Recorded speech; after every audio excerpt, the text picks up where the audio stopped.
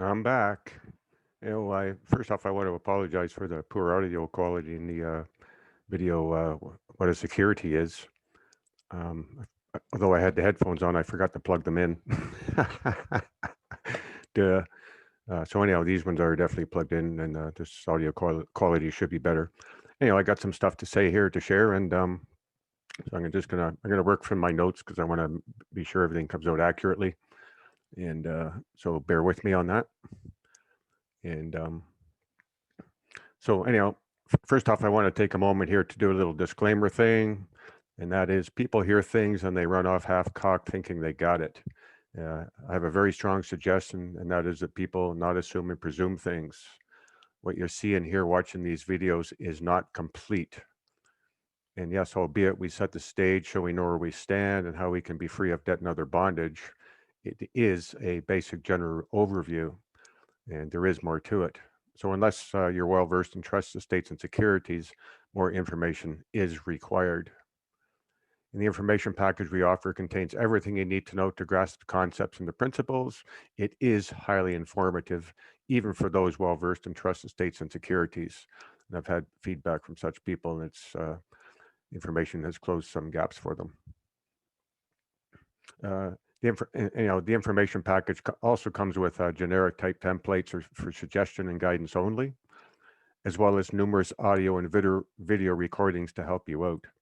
And these are Zoom meetings we've had, and some other additional audio stuff, calls. Anyhow, there are numerous possibilities with information, and there's numerous things that one can do.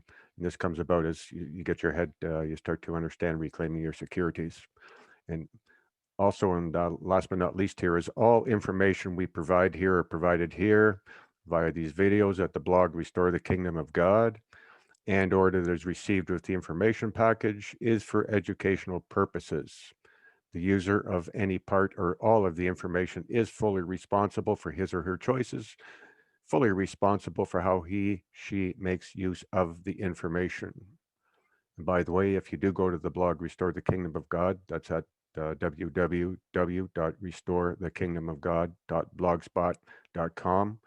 Make sure you click on each of the 3 click here buttons. There's additional information there for you. So anyhow, so just keep in mind here then, I'm speaking in generalities. And the first topic I want to cover here, and this is most of, not all of the information here in this video relates back to the introduction video, intro to trusts, estates, and securities. And so that's, I'll move along here. So the question is who funds my public estate? And I want to review that intro video. And so no doubt some people will see that video and get it in their minds that they can just up and send bills, etc., in for payment. We cannot just up and do that. It's not, doesn't work that way. To do that would actually send a message, I have no clue what I'm doing, and your communication will be trashed. See, many of us has been down many roads here. Anyhow, you'd be asked, the reason is that you would be asking the public to bear the burden for charges to your public estate. First off, payment is not the proper term. And secondly, the public has no money. They'd have to post the debt on the public account books, and they're not going to do that. So the point is, you have to provide the funds, the means to settle the accounts, the charges, etc., to your estate. And that information is part of the information package that we offer. And above all, and this is part of the overall understanding, that original foundational security must be properly secured first and foremost by you, or you have nothing. In other words, if you have not secured, not taken control of your foundational security, your public estate, you are not the sole contributor, you are not the grantor, it is not your estate, and they have no duty to you whatsoever. It is your estate, but it is not if you've not yet taken control of, taking control is what I'm saying. The original foundational security, the registration of birth, represents your public estate. It is the legal title to your public estate. And read again the text by Romley at the end of the first video, Intro to Trusts, Estates, and Securities. You'll start to see the picture here and connect the dots here, just to have the inner understanding. And although, this is important, and although your mom was the original grantor of the estate in the public trust, evidenced by the statement of live birth or the certificate of live birth, you are the grantor of everything to the estate after that, such as securities, titles, excuse me, and credit, the property. That's the property. And keep in mind here, this system is there's no substance in the system, it's form only. So when we're talking property, we're talking information paper. We're not talking about the actual thing like the house, the car, the TV, the furniture, so on and so forth. I know it doesn't seem that way, but again, whoever has claim to the, let's put it this way, whoever has the highest claim to the form has highest claim to the substance. Simple as that. So anyhow, so although your mom was the original grantor of the estate in the public trust, evidenced by the statement of live birth or the certificate of live birth, you are the grantor of everything to the estate after that. Securities, titles, the credit. This is why it is paramount to take control of what your mom did first and foremost. See, she's the grantor. You can't just step in there and say, I'm the one that granted the estate into the trust in the first place, because that's not true. You were just, that was you were born that day, or in any case, it's not your signature on the document on the registration of birth. So you can't take that step into the shoes of your mom. This is why this is why I say take control of what your mom did. Again, I'm speaking in generalities. So in other words, once you have taken control of your estate, taking control of what your mom did, you are not, but it is as if you is the grantor of your estate in a public trust. Okay, I'm going to say that again. In other words, once you have taken control of your estate, talking the public estate here, represented by the registration of birth, the original of that, not the copy you have, taking control of what mom did, you are not, but it is as if you is the grantor of your estate in the public trust. That would make you the grantor of the legal title, the original owner, the originator. We're going to talk about the originator a little bit further on here. In any case, now you have standing. Now you'd be in the driver's seat. Like I said, there's more to this than you will get from these videos. I cannot possibly convey it all here, and I can't give you that inner understanding from me. So something else here I wanted to touch on, and that is that people have no clue what they're involved in. We read in the introduction video, Trust Estates and Securities, the quote from the book, Imperialism in America. We see it as the financiers who control the governments. So all you protesters, you're barking up the wrong tree, and the banker has no constitutional duty to you, so no point questioning or protesting banks and bankers, certainly not for political reasons, not for any reason actually. So wake up and smell the roses. Time may be better spent learning to neutralize the financiers, to cleanse the temple. Interesting term, cleansing of the temple. Just going to pause here for a moment and take a wee break. Just get a glass of water. Thank you. Okay, I'm back. That's back to my notes here now. So speaking of the banks and the financiers, government actors, bankers, and lawyers, judges, all the way to the investment and securities gurus on YouTube claim the banks are the originators. It's a term they use. Originators of what? Credit. Well, let me tell you something here, people. That is not true, not one iota. And stand firm on this. And we have all the evidence to back all of this stuff up, and it's their evidence. It's all part of the securities legislation in banking. So anyhow, we, you, me, us, men and women, we are the originators, the grantors of credit. Not only that, We are the originators of every single solitary legally created or man-made entity on planet Earth. Period. Furthermore, it is you, me, us, our productivity, our estates that underwrite government, bank, and corporate securities, as well as our promises to pay. All of it. Did you get that? As well as our promises to pay. This is how we can fund our public estates. Remember, we started off with who funds my public estate. It won't be the public. And the estate itself, it's like if they're holding the legal title to the estate, but they don't have, see, if you were to grant an estate into trust, so you're granting legal title to the property, but you also have to provide the funds. Trustee, where's the funds going to come from? You can't be expecting the trustee in this case, or any case for that matter, to take funds from somewhere else. Just reach out. And if they can't reach somewhere else, then now you're asking, there is nowhere else to go. Then what you're asking them to do is to put a debt somewhere and hold on to that debt on your behalf. And that's just not going to happen. It's all wrong thinking. So that's why I say this is how we fund our public estates. Or put it another way, if we want the benefit of our credit, we must secure and take control of that foundational security of our public estate. It makes our securities, our promissory notes, good. And we did a couple Zoom meetings about this to come with our information package, just for interest's sake. You know, some people are watching these things. It's like I say, there's information here and what's available from the blog. Make sure you read the uniform securitization scheme, very revealing, lays out the path there from the hospital, or the boarding date at the hospital, the paper trail, but think everything pretty much in terms of securities.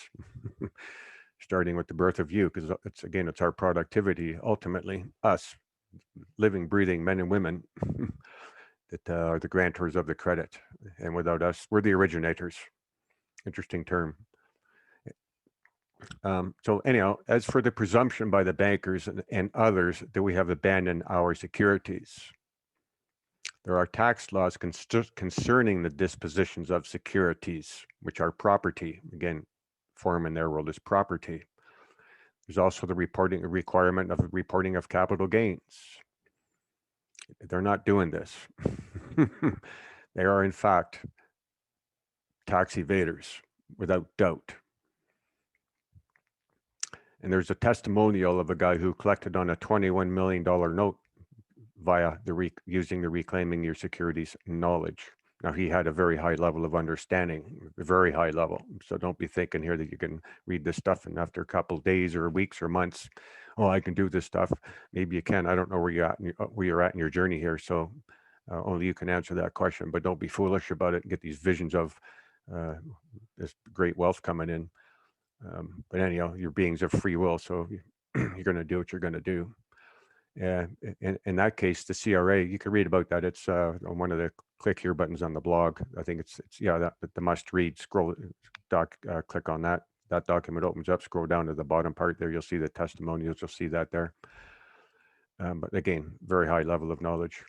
And in any case, the Canada Revenue Agency in that case acted as his collection agent. So once you have the understanding of what's going on here, then you can see how you can pull that, you can do that stuff. But it's, again, people don't have to go to that extent. There's different levels you can go at with this. And so don't be thinking, well, I got to learn everything. And you can, it's like learning to swim. You dip your feet in the water, and then you go in the shallow end, and you find your comfort zone. And if you want to keep going, you keep going. If you want to go deeper into it, but absolutely not required to go super deep right off the hop. In fact, it's again, your beings of free will, so you choose, you decide. You know, we had some Zoom meetings on this subject as well that come with our information package. This is where you get your enforcement, and this applies to the courts as well, because in the courts they're presuming. See, one of the things, I don't want to say too much here, but basically the only reason they're getting you into a court situation is because they have created securities on the presumption that you're going to put up your public estate as the surety. And that's why when you make an appearance in a court or defend or get involved or hire a lawyer or sign appearance bond or promise to pay, they take that to be your bank and a banker's acceptance. In other words, your authority to put your estate up as the surety, which now underwrites their securities, making their securities good, you see, but they're doing that on a presumption again that you abandon the foundational that we abandon the foundational security. I'm telling you, this is pretty large when this sinks in. How critical it is to take control of the foundational security in the estate. And again, it has to be done properly. And if people think they can do it based on what they're seeing in these videos and reading from the blog, more power to them. God bless them, and Godspeed. And just a couple parting things here, not too much more, and I'll be finished here. But in any case, this when you see it, it is all about trusts, estates, and securities. This is why we emphasize trusts, not creditor-debtor relationships. Yes, we provide the credit, no doubt about that, but there is no exchange. And because there is no exchange, this gives rise to a trust right then and there. In other words, someone's holding something that belongs to you and they didn't give any value for it. And you're not abandoning it. I give you $500,000 or whatever, and I'm not abandoning it. So if you have it, you're holding it in custody. In this case, it'd be once you've converted the custodian to the trustee, well, then it will be in the trust. So anyhow, the obligation in this case then falls is with the trustee to perform, and in that sense is the debtor. See, they owe you. You gave them something, they didn't give you anything in exchange. So there's the trust. So there's an obligation here. They still owe you. You get it? There's the debt. That's the debt. It's a beautiful thing when you see it. And it's actually, that's the one thing we have claim to is the debt. And that's what we want to claim to. People perceive debt is not a good thing. Donald Trump says he loves debt. And if you understand it, then see the debt is the output of your credit, and you need to get that back to source in order to balance your account. So you want to get the debt all right. That's why you want that exchange, because that's the only way you're going to get that debt back to zero the accounts out. We have, we talked about it in one of the Zoom meetings, but a transcript from the Hansards of Parliament of the Government of Canada back in the 1930s when they were interviewing Graham Towers, the first governor of the Bank of Canada. And, they're talking about banking and so on and so forth. And this fellow, Mr. Jacques, he explained it perfectly in my eyes. And I agree. I don't see how it can be any other way. And if you really think about it, especially if you've been on this path, it should be a no-brainer. But if you think about it, it makes perfect sense what he's saying. He's explaining the purpose of money. Okay, remember, this is now we're into a form-based system. There's no substance, there's no goal back anything anymore. It's all promises to pay. That's what's backed by our estates, backed by us, our existence. That's what makes it all good. But so he said, the purpose of money is this: to be created, issued, spent, and returned to source for cancellation. See, if it doesn't return to source for cancellation, there's a debt outstanding on your account. This is what they're doing behind the scenes unknown to us. They're posting all sorts of liabilities to our estate, attaching it to that account, and then they're holding it in the public. That's why we all got a claim in the public to draw down on the public debt. But that's for advanced, again, doers here. But that's what's going on there. So we understand that a little bit, or have another perspective on that. And so anyhow, that's the debt, and that's why we want to claim the debt. We want the debt. It is the only way to get to claiming the debt is getting that debt back to source for cancellation. Simple as that. And when you're the source of the credit via granting the credit, then not as a creditor, but as a grantor, it's all at the end of the day, it's the same thing, but it's by saying, well, I'll finish here what I got to say. So, once we've made let me just read this whole thing again for you. I'm sorry. It's all about trust, estates, and securities. This is why we emphasize trusts, not creditor-debtor relations.